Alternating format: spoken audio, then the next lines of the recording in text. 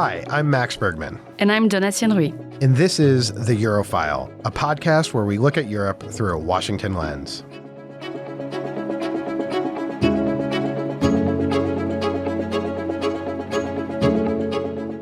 Welcome to another episode of The Eurofile. Today, we are back from our summer vacation. Both Max and I spent some time in Europe because we take our jobs very seriously and we want to get information on the ground, but mostly from vacation.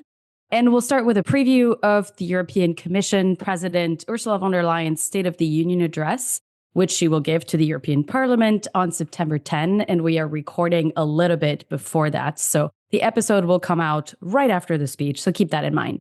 After that, we'll welcome back two dear friends of the Eurofile, Sander Tordoir, who's chief economist at the Center for European Reform and non-resident senior associate with the CSIS Europe, Russia, and Eurasia program, and our dear friend Federico Steinberg, who's visiting fellow with the CSIS Europe, Russia, and Eurasia program. We'll want to hear their takes on the EU-Mercosur trade agreement, the state of EU trade, because there's been a lot happening this summer, and what progress, or lack thereof, there's been over the past year to implement the Draghi report. But before we dive into today's episode, a kind reminder that we want to hear from all of you. We'll be doing a mailbag episode, answering any and all questions from our listeners about transatlantic affairs, ongoing friction between the US and the EU, European political drama, and anything else that's on your mind. Please share your questions with us via email at erep@csis.org. That's erep@csis.org.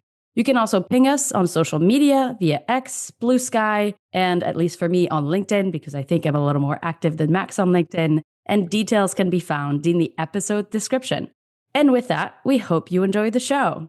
Max, let's get started. I think we can say that quiet summers are no longer a thing. Yeah, well, that is definitely true. A lot happened when I was in Europe on vacation, at least in my fair city. But how was your vacation? I have a few observations from Europe coming back from driving around the south of France, but I'm curious, how was your vacation? It was lovely. I was in Europe twice, which is such a treat. I was in France in early July, and that was like real vacation, which I spent partly in Annecy and then through Burgundy. And then I was in the south of France for a little bit, also near Provence. It was lovely in multiple ways. I think just the reminder that there's different ways to live, you can enjoy work, but also life. It was quite hot at the time, though, I got to say. One thing that is to be said for the US is that we do air conditioning quite well. And in France, there isn't any. So sometimes that's a little hard. But since I visited a lot of like old churches and monasteries, it's actually quite cool in there. So would recommend in case of a heat wave. That, I think, is one of the issues that has sort of emerged in Europe over the summer, is that the lack of air conditioning is actually endangering a lot of older people's health. Europeans tend to have this like very snobby attitude toward air conditioning. In Washington, D.C., you just literally cannot survive without it. When I bought my house, it did not have air conditioning. We survived for like a year and it was just incredibly painful. I think that's something we're going to see a lot more of, expansion of air conditioning, heat pumps, and European houses or apartments being outfitted with air conditioning. My observation is, we tend to think of Europe, the EU, as just this highly regulated place. But, when you're driving around the south of France, you realize that there are rules, but man, these old villages, one lane, who's got the right of way, both do.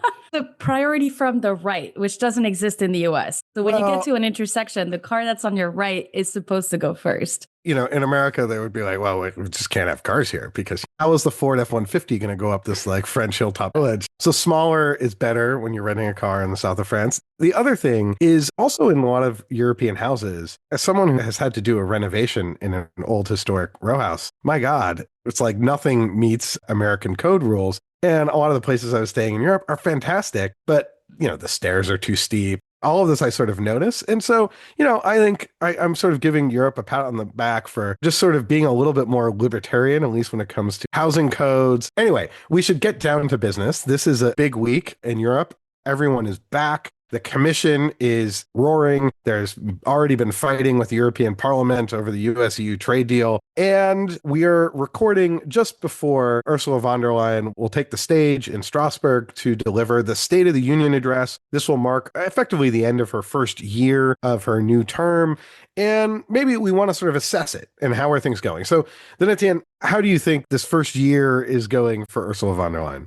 I think it's kind of a tale of two cities. It started off strong. First of all, she was reconducted as commission president, which meant that she got the trust of European leaders. They probably felt she accomplished enough in her first term, which was a really rocky one because it was during COVID. She had a lot to do. There was a lot on her shoulders. And she also managed, I think, to centralize quite a bit of power in the commission. You and I talked about this last year when the structure of the commission was announced. It became pretty clear quickly that von der Leyen was really trying to centralize some of that power. So that was kind of the first half, I think, of this year is coming out strong, a lot of promises, a lot of ambitions. They had just received both the Letta and the Draghi reports, and there was all these things that they were going to do. And then the second half, which is partly driven by European dynamics, and we should say partly driven by American dynamics as well. I think the souffle has fallen a little bit. It's not entirely on her shoulders, is not what I'm trying to say. It's just there were so many promises and there's so much on the docket that needs to be done so quickly, from defense to trade to tech to reviving the European economy. That's a pretty big mandate. It feels like we're seeing few deliverables for the number of promises. It feels to me like there's a deflation of the energy. And right now, she's not just her, but the commission as well, is kind of trapped in a cycle of gloom before the doom comes around. And I know you have thoughts about that. But it's just when you look at the picture, like defense is, there's some things moving, but we're starting to feel a potential challenge from the European Parliament. Same thing on trade. On foreign policy, people can agree on the right approach to the US, on the right approach to Israel. On tech, we're now hearing that Šefčovič is stepping in to prevent fines against some of the big ones. So it feels like there's a lot of sand in the gears, and they're going to need a very strong brush to get things restarted. But I'm curious for your thoughts. I think that your take is really well taken. What I would say is I do think sometimes it's just really hard to assess the EU in Europe, because what they're doing is good, but then never enough. And so there's just always huge room for criticism. And, one area, for instance, is the Rearm Europe initiative, the program to essentially provide roughly 150 billion euros in loans to countries to then buy jointly together. And, when I saw that, I was like, it's okay, but it would be better if it was grant assistance. I still think that's probably true. But actually what we've seen, and Andreas Kubilius, the EU Defense Commissioner, was in town in Washington talking to people about it over the summer. There was a lot of concern that countries weren't actually going to participate in this. And I think what has come out is actually it's really robust. Lots of countries have participated. And when you think about what this program is trying to do, it's not just 150 billion. Because what it's trying to do is essentially get 10 to 20% off, I'm just throwing out a number, if you buy together and buy European. So that means that 150 billion is actually being leveraged to, maybe have $1 trillion worth of countries actually buying together, buying more European. And that really gets at part of what the Draghi report was after, which is trying to get Europeans to buy together. And that's an initiative that is being implemented, is happening. And there's a lot of other things happening on the defense side, which I think are really advancing. I think the elephant in the room is the US-EU trade deal. And I have frankly found the EU's defense of its agreement somewhat persuasive. That look, I think Sabine Weyand, the DG for Trade, told the European Parliament last week, she's like, look, we're not in charge of US tariff policy. And it's like you're critiquing me because the US put in place tariffs and they were going to do that no matter what. We got the best deal we could get, which is better than most other countries.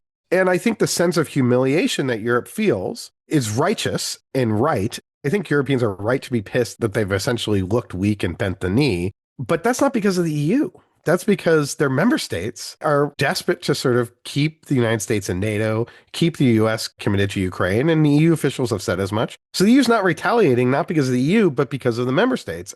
A lot of the attacks on von der Leyen are a little misguided and really should be directed at member state leaders. One other thing I would just say on this is we at CSIS have a new podcast called State of Play, which is of the geopolitics program. And I was on with Victor Cha right after the leader of Korea was here in Washington. And, I asked Victor, I was like, look, in Brussels, everyone's like, throwing knives at each other, has this sense of humiliation over the trade deal. But what about in Korea? Because, the Koreans have done the same thing. The Japanese have done the same thing. His view was everyone's sort of looking at the Europeans all, up in arms. And in Asia, they're like, oh, well, this is the game we have to play because we have to keep U.S. security commitment in play. And there isn't that sort of domestic upheaval.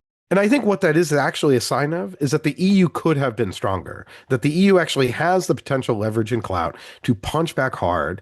And I actually think they're going to have to get there. I think we're going to have a fight at some point. Maybe that fight was not right now over this trade deal when Ukraine, Russia was still sort of in play, even though that's not going anywhere. I don't think it's the end of the world of what's happened over the first 9 months when it comes to the commission, but I would say it's sort of an incomplete report card right now. I think that's a helpful take, and everybody needs a Bergman pep talk at some point.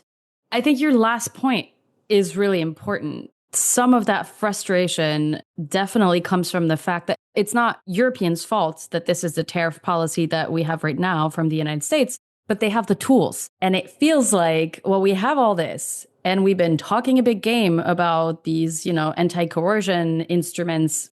Why not pull the trigger? I think you probably have a point that they just made a calculation and thought, maybe not right now. But from what we're hearing, and I think some of the challenge here is not necessarily the policy decisions that were taken, it's also the communication around them, where von der Leyen insists that it wasn't because they were trying to maintain things for Ukraine that they made concessions on the trade front. But then some people around her are saying that pretty clearly. European Council President Antonio Costa was basically saying as much. I think there's some honesty that people would like to get from this. Like, it's okay if you're convinced this is the right decision, but then say that. I don't think it necessarily weakens your position or your power by admitting these things, but maybe there's also, a little bit of game theory going on here. I think you're right in that we might get there, especially because we're hearing consistently still frustrations from the US side about especially digital regulations. This kind of feels like the next clash, and one where hopefully Europeans would stay strong, because you can't keep giving in on regulations and laws that you passed just to appease. You can't keep appeasing to hope that it'll get better, and then you get nothing in return. And at some point, you kind of got to go to the clash. Yeah, I think the big issue is that we're in a very new dynamic for transatlantic relations. One that was not there during the first Trump term, because everyone wants to say, well, this is just like Trump 2.0. It's just totally different. And it's totally different because during Trump 1.0, you had people like Secretary of Defense Mattis, and there was no impact really on the defense relationship. Now, it was pretty uncertain, Donald Trump's commitment to NATO, but actually on the ground, what the US was doing, there was no change. So the trade fight that the EU and US had during Trump 1, where the EU hit back with retaliatory measures, putting tariffs on bourbon and Levi's jeans and Harley Davidson, and then there was a Juncker-Trump White House visit, which went really well, and the EU was very strong. Well, there was no threat at that point, or a very limited threat to the security relationship. Where we are now is everything is connected in this White House. And the EU and European leaders, I think, correctly perceive that a fight over trade would spill into the security relationship, creating a very different dynamic, meaning that the EU didn't quite have the autonomy, even though they had all the targets, they were going to go after Boeing, they knew what they were going to do, they had the battle plans. Von der Leyen was ready to strike. But European leaders are like, I don't know, because if we do this, then Ukraine might get thrown under the bus, then they might pull out of NATO. Now, I think this fight is going to have to happen anyway. I think the forced posture review, I think, will be a shock to European leaders that we're going to actually pull out a lot of forces unless Trump intervenes, and maybe that doesn't happen. I also think you're right about digital, that Silicon Valley wants to get theirs. They want what they want, which is to rip up EU digital regulations, and they're going to push super hard, and they have a ton of influence in this administration. Just on Silicon Valley, the day we're recording is the day after there was a dinner with heads of big tech companies at the White House. And they are pushing this like crazy. I think there's going to be a big fight. You could argue, should the EU have just come out swinging right away, set the terms of the relationship? Maybe that was the right play. I think we're, end of the first quarter or at halftime. And I think there's going to be a constant tussle between the US and EU during the Trump administration. And there'll be times to fight, times to talk. I don't think we're going to actually know what the right answer was until we have a little bit of distance. The one other thing I would say, and I think this transitions well to the interview with our two guests, Federico and Xander, is that I think the EU is not getting enough credit for actually having somewhat of a grand economic strategy. It's not really being talked about enough. It was described to me that the US represents 20% of the EU's trade and the rest of the world is 80%. And the 20% that the EU trades with, they're trying to mitigate the damage. The US wants to pull out of and upend the global trading order. The EU wants to maintain it. And what we've seen and announced this month was that the EU is going to do a trade deal with Mercosur, wants to push that forward with Mexico. It's hoping to finalize agreements with Indonesia and India. And apparently von der Leyen is very consumed with trying to do trade deals with the CPTPP countries, effectively making the EU the go-to market for these countries. And I think what you're seeing is the EU trying to uphold the rules-based international trading order, maybe not through the WTO, but making countries in most of the global economy revolve around itself. And I think that's a really important development, and we'll see if they can pull it off and whether the EU can actually fall through. But I think the course that's been set is quite interesting, and they're making some headway. To me, that represents a grown-up grand strategy. I don't hear Europeans really talking about it enough. I think it's something to watch and something we'll talk about with Federico and Xander.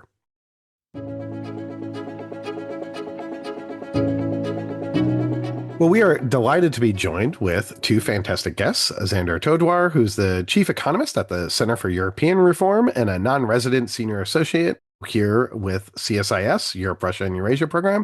He's coming to us from Berlin. And Federico Steinberg, who's a visiting fellow here in Washington, also with the CSIS, Europe, Russia, and Eurasia program. He's a longtime professor and also with Elcano, and he's the Asturias chair at Georgetown University. Federico, maybe I'll start with you, because last week there was, I think, a big announcement when it came to the EU finally putting forth the Mercosur trade deal, also a trade deal with Mexico. Maybe you could walk us through, what does this deal mean? What are the next steps? With trade agreements, there's always sort of big announcements. We've reached an agreement, and then somehow there's more steps to that agreement before it actually takes place. Where are we with this deal? What needs to happen? Are we going to see French farmers protesting? Is Brussels going to be covered in manure? What's the next sort of phase here with these trade deals? Sure. Glad to be in the podcast again. Basically, the European Union has been for quite a number of years now trying to diversify and include new trade agreements in its toolkit. The Trump administration's aggressive trade policies towards the EU and the agreement this summer meant that a stronger push was necessary.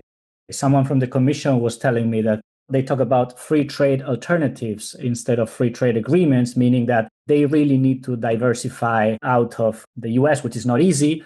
And also this idea that with more providers, you can perhaps access critical raw materials, be less dependent on China, et cetera, et cetera. The Mercosur EU agreement was negotiated for 25 years. It started in 1999. It was actually finalized in 2019 during Trump 1. So you could argue that Trump 1 also meant that there was a push in the EU for these, rules-based agreements, even though they are not part of the WTO. Then it was renegotiated because of some issues, particularly coming from France, but also from Brazil. And finally, 6 months ago, more or less, it was finalized again. But the Commission didn't want to put it to the Council for a vote because they were afraid that it will not pass, because you need a qualified majority. So if 3 large countries oppose, it won't pass. Now, it looks like France, Italy, and Poland before Ireland, but Ireland had a different take on that. So basically, Poland and Italy have said that they are willing to move forward. Germany and Spain are pushing for the agreement very, very strongly, also Portugal and other countries. So now France is kind of alone. And basically, this is going to go to a vote in the Council. It's expected to pass. The French farmers are going to protest, and the Commission might put some, additional funding to help them. And perhaps we could see, an easy pass for the vote on the European Parliament. So this could move forward. And then, there are some transition implementation phases, right? Also, the EU-Mexico agreement, which is a renewal of an old agreement just to upgrade, include elements of the new economy, services, technology, etc., is going to be ratified. That's expected to be relatively easy. And then there are other agreements on the pipeline that we can discuss. Senator, I'm curious for your take on the trade deals, but also this sort of broader European effort. Donetian and I were just talking about this, that it strikes me that the EU actually has a bit of a grand strategy here when it comes to the Trump administration and when it comes to the US sort of pulling back from the rules-based trading order. The EU is trying to do trade agreements with countries around the world.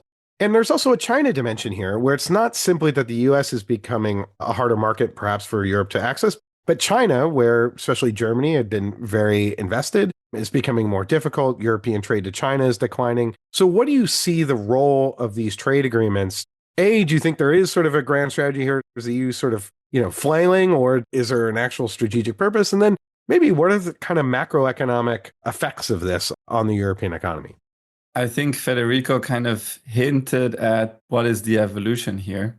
For a number of years, new trade agreements from Mercosur to others, as Federico reminded us, this has been decades in the making, were politically untenable in Brussels. Not per se because the Commission wasn't pushing for it. The Commission is the bulwark of free trade, probably the last bulwark of free trade in the Western world. But some member states, tended to nitpick on small things they didn't like in any given trade deal and then scupper the whole thing. The US has a history of this too, scuppering trade deals over the big chicken lobby, you name it. But I think Trump and Xi Jinping blowing up the global trading order, I specifically mentioned also China's leader in that same breath, has really focused minds in Europe. And I think you see that now that the Commission, with support of Spain, Germany, is able to basically strong arm everybody and probably ultimately even the French into signing Mercosur. Now, there are a number of other trade deals in the pipeline. Federico knows those better than I do. I would merely say that these deals make sense. They have huge upsides, but not in macroeconomic terms. They have upsides in terms of avoiding that you get into a protectionist dynamic with other trading partners, as you do so with China and the US. You kind of lock in a pretty stable trading relationship. I think that has a value in and of its own. You have more reliable supply, for example, of critical raw materials. South America is filled with those, all of the ones that matter for the green transition. Those things are worth pursuing. But if you just look at any kind of model in the academic literature where Europe closes a bunch of new FTAs, deepens the existing ones it has, you're going to squeeze out like 0.5% of extra GDP in the medium term. So the US and China are just too big for this to be the only solution. It's part of the grand strategy. Again, it has serious, significant economic and strategic upsides. But the only way out for Europe is internal demand if you care about GDP growth, because America has been 50% of global trade deficits for a long time. You don't just replace that with a new trade deal with Mercosur. You certainly don't replace that with a new trade deal with the great island of Vanuatu. I'm making that joke just to outline that the US and China are just too big. And so there's more here than just a trade strategy. Maybe just quickly to follow up, Federico, I'm just curious, if you agree with that, what are your thoughts on the macroeconomic effects? Yeah, absolutely. I think we like international trade and we study and we model the games from trade, but Sandra's totally right. Trade adds not that much. So first, the EU has to work on internal reform. The Letta and the Draghi report we will discuss probably to improve its internal market. There are internal barriers to trade within the EU that are probably more significant for economic growth than anything you can do on the external side. On the other hand, what you have here is that the EU is trying to lead an effort of maintaining rules-based international trading system, relatively open, without the US or replacing the US or with like-minded countries, the Japans, Australias, Koreas, etc. The question is China a partner for that? Yes or no? And to what extent in elements in which the EU holds the cards, so to speak, particularly on financial elements, which the dollar is the global hegemonic currency. The dollar can be weaponized. The financial infrastructure, belongs to the American banks. That's much more difficult. But on the trade sphere, you could argue there's something to be done, and probably the EU has the capacity to lead.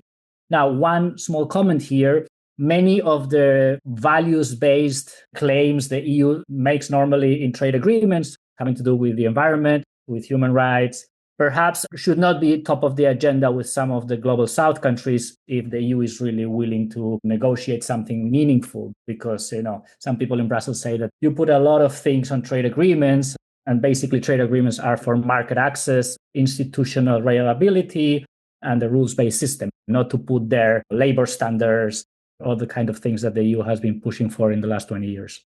But isn't the last thing you said to include value statements and labor standards, environmental standards, also a way for European leaders to sell those trade agreements at home? Yeah, I mean, the 2021 trade strategy of the European Union, the one that created the concept of open strategic autonomy, tries to reconcile the fact that European public opinion is very concerned about the environment, human rights, etc., with the fact that the EU needs to be pushing for first defending the rules-based system and secondly extending the network of preferential trade agreements.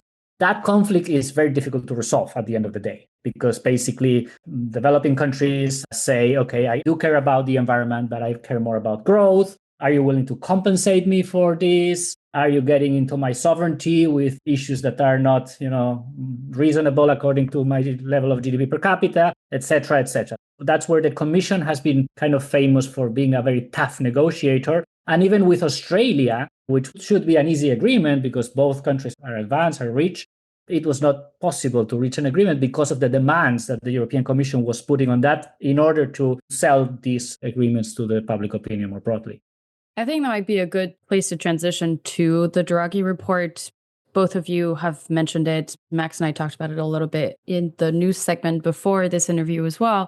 We've been talking about it basically nonstop for a year. There are a lot of promises in there, focusing on trying to raise competitiveness. And as Xander, you said, seems right now the only way to truly boost growth inside the European Union. But it strikes me that that report also proposes elements that might be a hard sell for European publics when we think about standards, deregulation, et cetera. There's a lot of conversations happening around that. I'm curious for both of your assessments, and Federico, maybe we can start with you, of where we stand with this report. It was announced with a lot of fanfare, and the von der Leyen Commission 2.0 had a lot of ambitions to deliver it. It's unclear where we stand with it right now. What kind of prospect do you see, and where do we stand on its progress?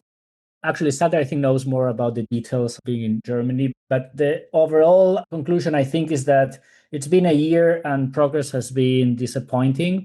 There was a lot of very high expectations that this was going to be the new work program of the Commission with a lot of things to do. There have been advances, proposals on simplifying regulation, on facilitating to a certain extent the scale of business and the European market, and particularly on the services sector. But I think the agenda has been kind of hijacked by conflict with the US and the frictions or trade war, if you want, Ukraine as well. So to be honest, it's been a bit frustrating. And Mario Draghi just had a very impressive speech criticizing that the EU is not moving fast enough. I'm sure Sander has a lot of the details on this.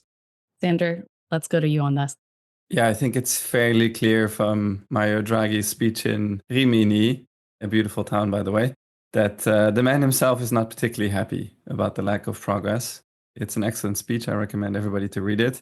It has a lot of also new takes on, I think, where we are now. But let me make 4 points where I think roughly things stand after a year of having this blueprint for growth. The first is that, and in some ways that's the thesis of Draghi in Rimini, is that his diagnosis has been proven right even more. The structural problems are still there.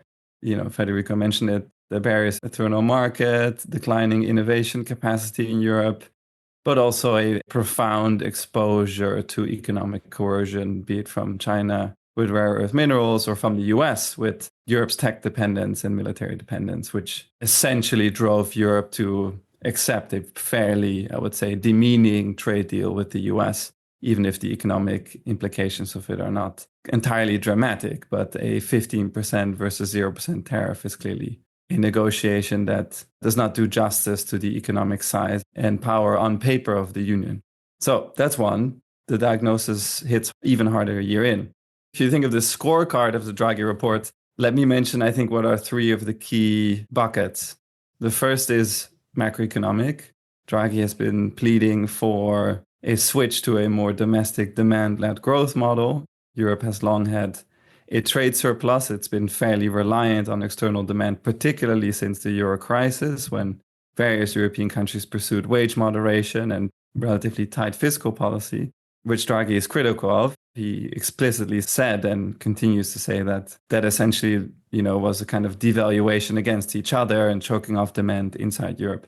And on that front, there's been some movement. There's Germany's fiscal revolution, the promise to put $1 trillion in infrastructure and defense. But there are also huge tensions because there are countries like France that have fairly high debt levels and deficits they can't keep under control because the politics aren't working.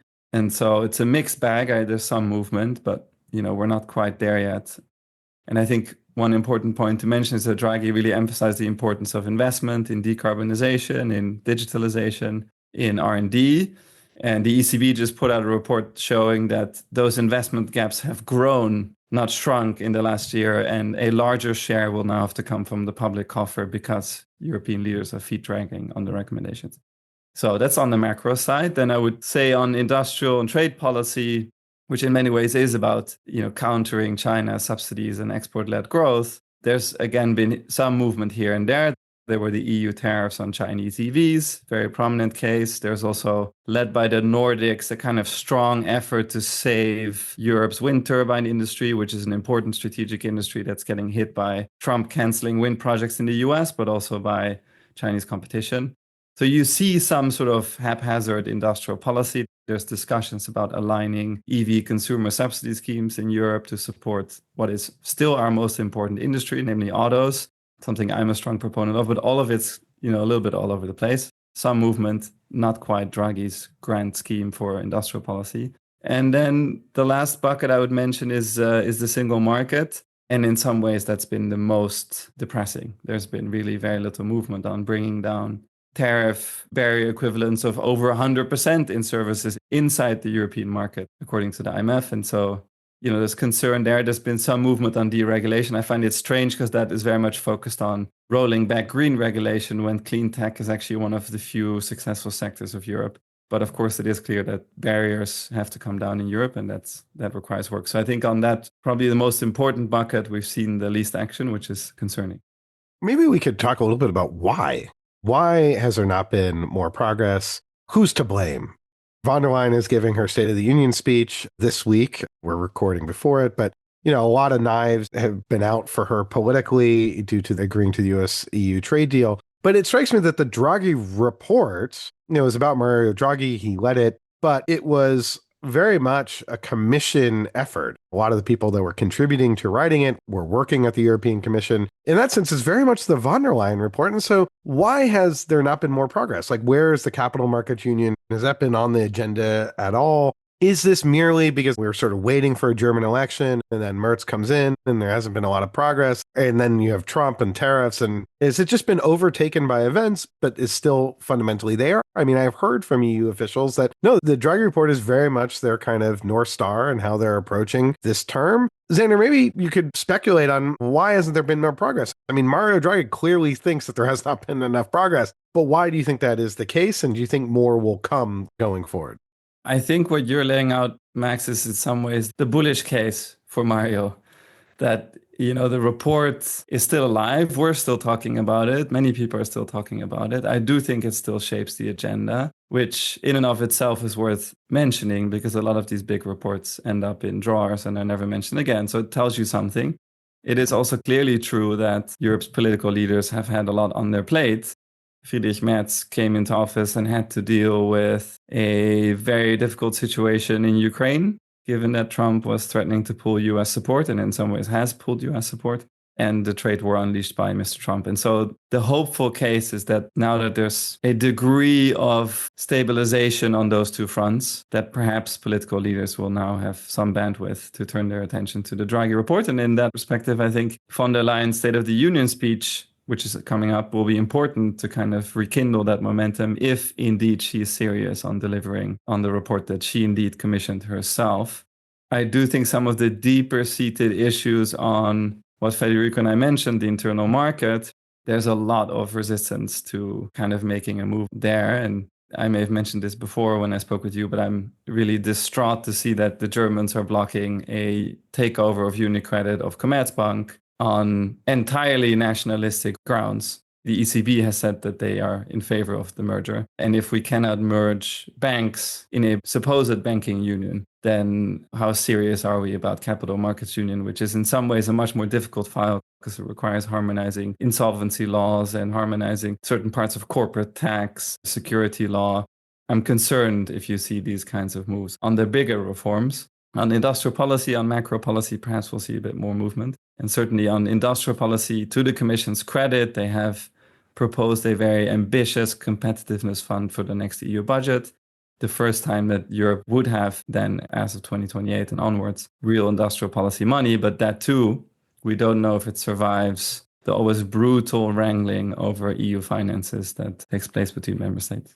I completely agree. I would add that basically you have both the Commission, the ECB, so the European institutions, the European Parliament, of course, and Mario Draghi would be there, of course, calling for, a wake-up shock in European capitals. But then the issue is with member states. So first, you have weak prime ministers or presidents with complicated domestic agendas. So it's not like we are having, a super strong Macron with a Merz leading German successful coalition, with an Italy that's not looking to the right wing on several issues, with Spain with some domestic political problems, etc., etc.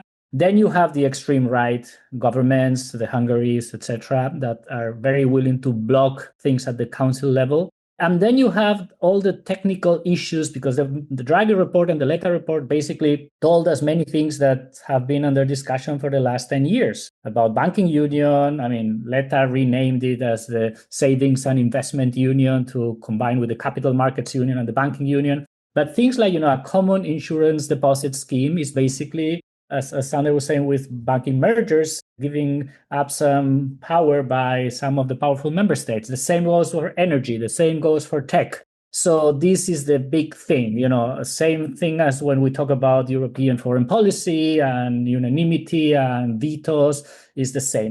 And then there's the funding element that we have discussed here at CSIS with a report we did last year with Max about, the next financial framework and the possibility of issuing joint debt for specific issues like defense. Again, here, the French fiscal situation is very, very dangerous. Also the UK's, but that's not an EU problem anymore. And Germany is going to spend a lot on its own. And it's already saying, we're going to increase debt to GDP ratios. Don't ask us to put more money on the European budget. So this makes it complicated. I'm not very pessimistic. I think that the reality will push Europeans to take some steps that, over time will seem like something interesting. But at this point, it seems a bit frustrating, which is what Draghi reflected on his speech. Maybe let's look forward to close our conversation. Out of all of the different components of this economic and trade agenda that we've been talking about, let's try to look for a kernel of optimism here. I'm pulling a Max Bergman. What do you see as the most likely prospect out of the Mercosur, Mexico agreement, the EU-US trade deal? Where do you see the most potential for a rapid win for Brussels? And is there one that we just haven't even talked about? Sander, let's start with you. I'm happy you asked that question because I feel like we shouldn't be overly bearish and negative either. There are some reasons for optimism. Let me mention 3. So it's a pet peeve of mine, but it's important for American listeners, I think, to understand that Europe's industrial sector, being under siege from China and the US as it is, remains very large. It's 16% of European GDP. In the US, it's 11%. And Europe has more than twice as many manufacturing jobs and workers than the US. My hunch is that the US's vice president, who likes to talk about bringing back manufacturing, is maybe a bit jealous of the Europeans who still have this strength, but it does require policy to build out that strength. And I think it is within the realm of the reasonable and viable to do that. European exports in total, including a lot of industrial exports to China and the US, are 4% of GDP. 4%, that's a big number. But it is not an insurmountable number to replace some of that with domestic demand. So Draghi was right, is right, and German fiscal should help to an extent, and so should Nordic and Dutch and Polish rearmament. I mentioned those because they have the fiscal space to do it. That's one source of optimism. The second source of optimism is on research and innovation. Just take this thought experiment. If Germany allocates the same amount of defense spending to research and development as it does today, which would be a bad thing, they should increase that. But if it just stays exactly the same percentage, this country will gain 2 Max Planck institutes a year in the future. The Max Planck is, the conglomeration of research institute that brings home all the Nobel Prizes for Germany. That's a big thing. I'm borrowing this from my friend Moritz Schulrich at Kiel Institute. It's an important observation. If they increase the allocation to R&D as Draghi proposes, then the bang for the buck becomes bigger. And we know that defense R&D can have major positive spillovers for the civilian economy. So there's still a lot to be done there, and perhaps it will be done. And then my third point of optimism would indeed be on the trade front, that I think we've sort of said these trade deals are not game changers in a macroeconomic sense, but they do give Europe a degree of trading stability with other partners outside the US and China, which is valuable. And it's the kind of policy goal that would be unthinkable for DC to even pursue. It is also a policy goal that I think will be increasingly difficult for China to pursue, despite its incredible dominance in global trade, because we're not the only ones in Europe who are unhappy with China's almost 2 trillion trade surplus in manufactured goods. We're not the only bloc that's unhappy about massive trade diversion and a renminbi that is now wildly undervalued. And so there is real opportunity for Europe to be a reliable trading partner for a lot of countries around the world. And the hope is that the Europeans can capitalize on that.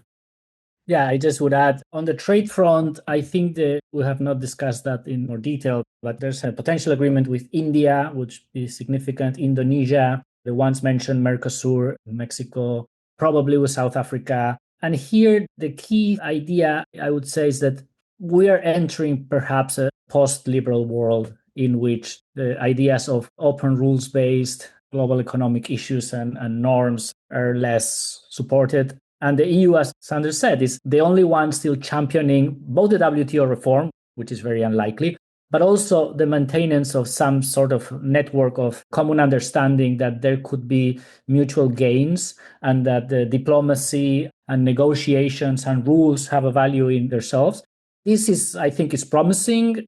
If you take the US trade out, the rest of the world can still trade 85% of what they do with each other. This is important. And therefore, perhaps the issue of pushing for new deals that the EU brands cooperation agreements, because it has other things, and even discussing joining CTTPP, the Trans-Pacific Agreement, that would be a very, very significant step forward in terms of a huge preferential trade agreement with many, many countries, mostly in Asia, where there's more growth potential.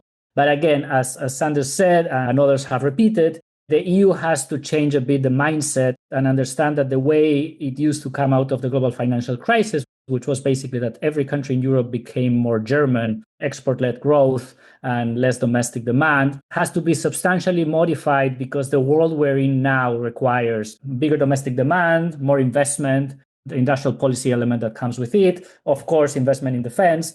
And the EU has somehow revised its naive view on globalization, has realized that interdependence can be weaponized, economic security is important, but it still has to do this other element, which is push more domestically to generate economic growth and not be reliant on endless exports to other places, especially the US.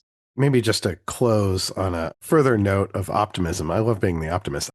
When I look for hopeful things in the world, from occupied Washington, I tend to look toward Europe. So maybe it's depending on where you're sitting, shapes your sense of optimism.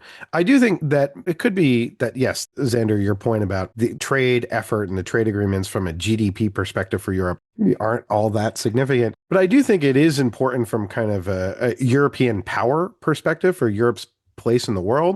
We're seeing right now, part of Trump's trade fights is demonstrating actually how impactful, important, powerful the U.S. is in the world, where countries are bending the knee to the U.S. because they don't want these tariffs. And I do think there is an element that the world is looking for a safer port in the current storm. And that isn't really China that is eating a lot of Southeast Asian countries' lunch. It's also not the United States. And so I think we're going to see more and more countries turn to Europe. And if trade starts going into Europe, that gives Europe more influence in the world. And I think that's largely beneficial for the future of the world order. I also think that part of the frustration I think that Europeans had over the trade deal was they're sort of after is what I would describe as this sort of Love Actually moment. So when Hugh Grant, as UK Prime Minister, stands up to Billy Bob Thornton, who's the George Bush character, the American president, and sort of defends the UK and says, no, we're not going to do a deal with you, and spits in the US face.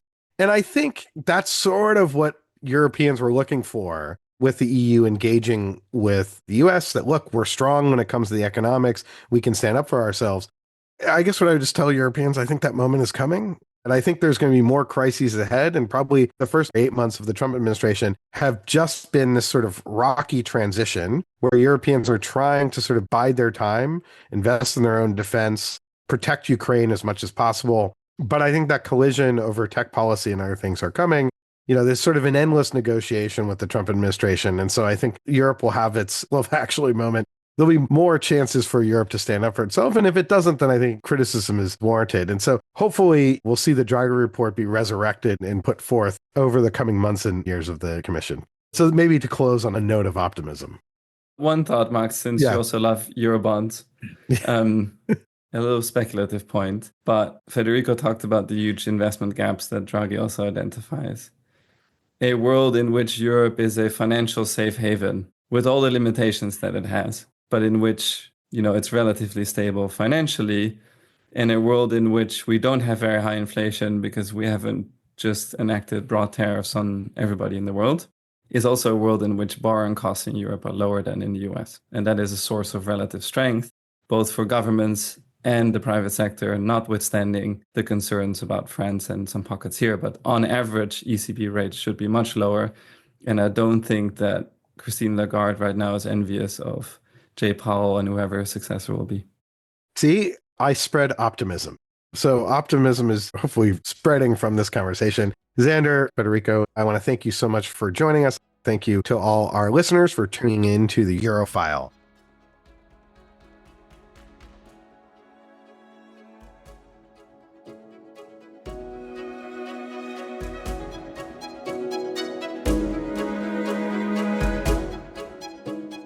That's it for today's episode. As always, if you enjoyed the show, please subscribe and leave us a review wherever you get your podcasts. You may also be interested in our sister podcast, Russian Roulette, which covers the latest on Vladimir Putin's Russia and the ongoing war in Ukraine. Our thanks to our producers Shannon Young, Otto Svensson, and Lexi Linnefelter for coordinating and researching this episode. We'll be back soon with another assessment of Europe through a Washington lens. Until next time.